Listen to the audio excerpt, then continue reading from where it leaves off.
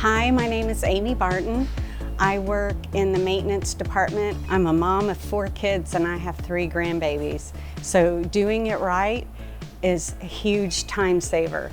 And for us and me personally, our big one is when we go and fix a piece of equipment, we want to do it the correct way the first time. We are not about putting a quick fix or a Band-Aid on something, because you're just going to turn around and have to do it all over again.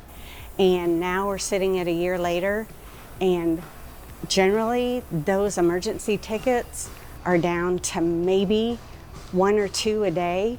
So it is such a huge relief knowing that we are doing it the right way from the start. And sometimes that means taking the machine down for a day. And the people out there on the floor don't necessarily see it the same way we do, but we are saving so much time by taking it down by 1 day and ordering the proper parts. If you don't do it right the first time, man, your day can be very long.